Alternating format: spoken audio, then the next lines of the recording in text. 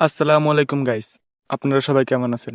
আজকে আমি নতুন একটা ভিডিও বানাইছি। আমার জীবনের প্রথম আমি সকালবেলা যখন আমি আমাদের ঘাটে যাই, তখন আমি কিছু পুঁটি মাছ, তারপরে চেলা মাছ দেখতে পাই। এখন মানুষের তো মাছ দেখলেই ধরতে ইচ্ছে করে, তেমনি করে আজকেও আমার মাছ ধরতে ইচ্ছে করছে। কালকে আমার পরীক্ষা শেষ হয়েছে, আজকে স্কুল খোলা ছিল, তবু আমি যাই নাই। তো আমার মাথায় একটা বুদ্ধি আসলো যে এইভাবে বাটা কাইটে কি মাছ ধরা সম্ভব। আমার মাথায় বুদ্ধিটা আসার সঙ্গে সঙ্গে আমি কাজটা শুরু করে দিলাম।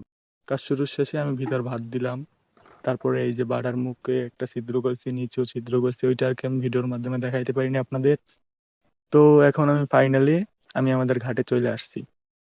ঘাটে চলে আসার পর আমি এটা পাততেছি, দেখেন আপনারা, যে এটাকে আমি কি নাম দেবো। নাম দেওয়ার কোনো সিস্টেম নাই, কায়দাও নাই। আপনার একটা নাম দিয়ে নেই, এই যে আমি বাটা দিয়ে যে মাছ ধরার টেকনিকটা বানাইছি, ঠিক আছে, এটার আপনার একটা নাম দিয়েন। তো আমি এখন এইটা বাটাটা ডুবাই দেবো, মানে এমনি ডুবতেছে না, উপরে ছিদ্র করা হয় নাই তাই। তো এখন আমি এখানে রাইখা চলে যাব। তো আমি আপনাদের দেখাইতেছি যে বাটাটা পানির নিচে কোন অবস্থায় আছে। এই দেখেন, বাটাটা পানির নিচে এই অবস্থা আছে, মানে খাড়া আছে। আগে থাকতে আমি ভাত দিছিলাম, সেই ভাতগুলোও নিচে দেখা যাইতেছে। ফাইনালি কিছুক্ষণ পর আমি চলে আসলাম, আইসা দেখি যে মাছ বাজছে কিনা। তো আমি জাগানোর পর তো আমি পুরো অবাক হয়ে গেছি। অবাক মানে আপনারা নিজের চোখেই দেখেন যে মাছ বাজছে কিনা।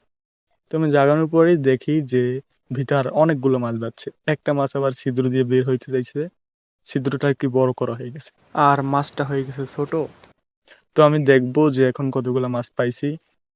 তো আপনারাও দেখেন, মাত্র 5টা মাছ পাইছি। দেখেন, 5টা না 6টা, 5টা মাছ পাইছি। আজকের মতে ভিডিওটা এই পর্যন্তই শেষ। আপনারা সবাই ভালো থাকবেন।